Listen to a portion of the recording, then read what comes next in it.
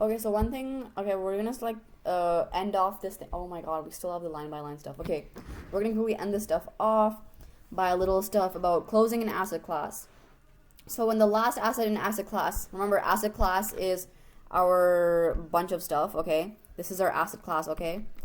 The last thingy is sold, the asset class is terminated. Okay, so basically we're like, oh my god, here's all my 20% deductible stuff. I have no more, so sad. It is terminated. Ooh. Okay, so basically, let's say that, oh my god, that makes sense. Oh, remember how before I was talking about how like why didn't we just always just take it out at $1,000 and recognize the $200 as a loss, right? Because we sold it for 800, we bought it for 1,000. We're like, yo, like a loss of like $200, whatever. And I was like, why didn't we just do that? Or like, why didn't we at least like use like the this thingy guy to do that, or whatever? Oh wait, actually, hold up.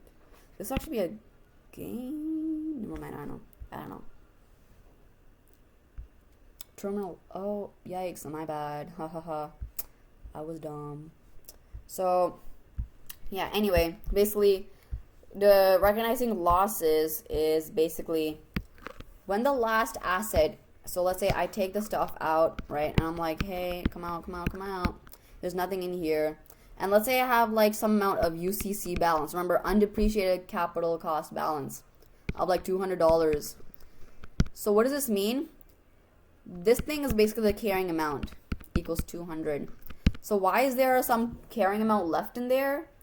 Well, because when I sold let's say when I sold an equipment, okay, let's say that I bought it for $1,000, okay, and then I sold it for 800, okay, same as before, but let's say the carrying amount was actually 900. Okay, let's not use 900 because that might get confusing. Let's say the actual carrying amount, so the UCC was $950 at that time. So basically, when I took this out, I have to take it out at $800. But there's still like $150 of UCC that I sort of lost out on because I sold it for 800. Like the current like carrying amount on my books was like 950. So like 150 loss, whatever. So basically, at that time, we didn't do anything about that loss. We were just like 800 is out, yay, whatever, next. But basically, at the end of this UCC, at the end of when you terminate this thingy, you have this UCC stuff, and let's say I have like $50 from something else, okay, because this is 150. Let's say I have like $50 from somebody else. Then my total UCC is 200, and this will be a loss, and this loss will be deducted that year. Okay, cool. That is basically the gist of that. Wait, there's something else that loss UCC 800 950, what the hell, right, okay, right. So I think another thing why they do the loss at the very end is because some wait, actually no, okay, let's say my carrying amount was actually like 750 and I sold it for 800 and there's like 1,000 here. I bought it for $1,000. When I take it out for $800, but I sort of took, oh, never mind. Honestly, I hate that it's not symmetric, you know? Like, why can't it just be like the other way around? It would be so beautiful.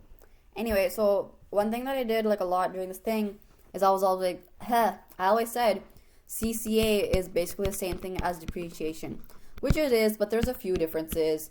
One is in CCA, you have to group the things into pools, like the whole like group of objects, whatever, right?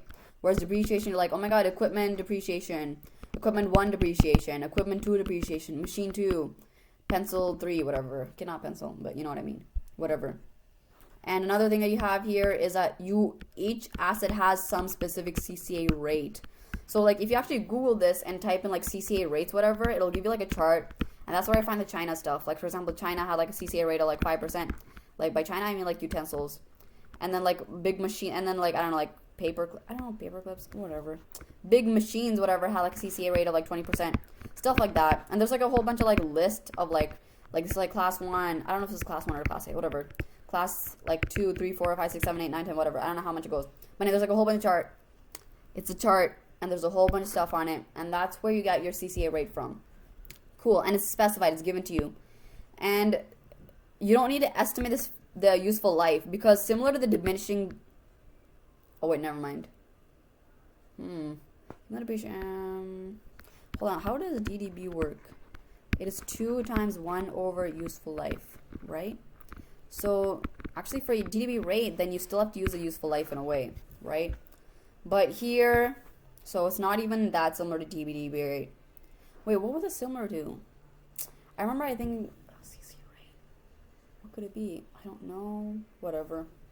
Anyway, for here, you don't need an estimate of your useful life. Like your useful life does not depend. You just have to check like which class is it. So what percent is it? Which class? Which percent? Whatever. You don't need to do any like, oh, what's the useful life? Is it 4 years or 3 years? Yada yada yada. Cool. Okay, this is all given. I guess why they do this is to make sure that's all like neat and organized, and you don't have to worry about like this company depreciating at like 20% and that company using like 30%. And you'd be like, bro, like what are you doing?